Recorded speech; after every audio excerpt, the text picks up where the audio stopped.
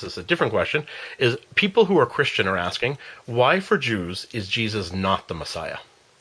Yeah, again, excellent question. The question can logically be asked. In fact, I'm sure you know this, the very early Christians did regard themselves as Jews. Jesus himself, of course, regarded himself as Jews, and many of the apostles, in fact, were Jews.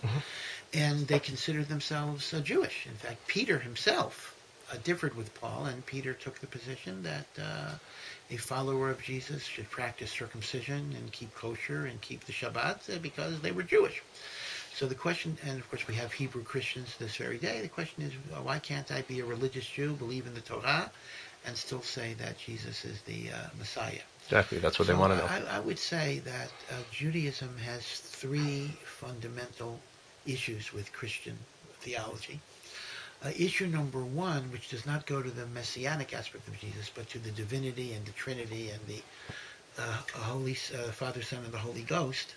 Our problem would be that we believe that God has never and will never assume a human form. And once you deal with the reification or the corporalization of the deity, you are violating a tenet of God to being infinite and non-material. Now that of course goes to the divinity, and that was a later development in Christianity.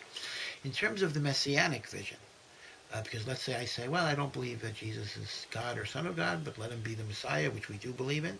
So I would say there are 2 points.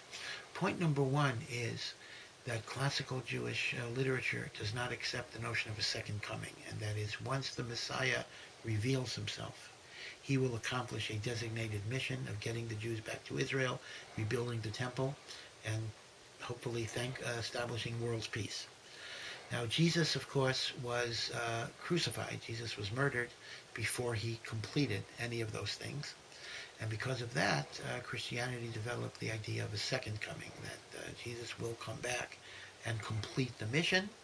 As I say, as far as normative Jewish theology is concerned, when the Messiah comes, he's going to get the job done, and he's not going to die and then come back. That is point number one.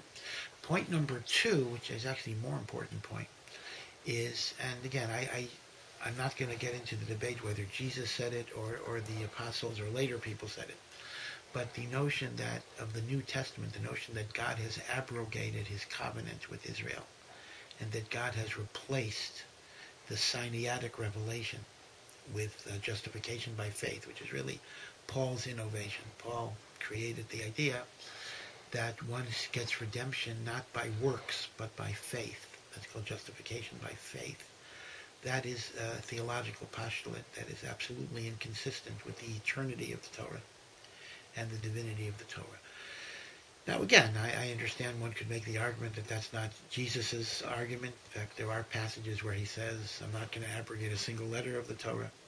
And yet, even within the Christian Bible, there are narratives in which he implies that certain mitzvot are no longer binding, and certainly Paul took the position that none of the mitzvot are binding.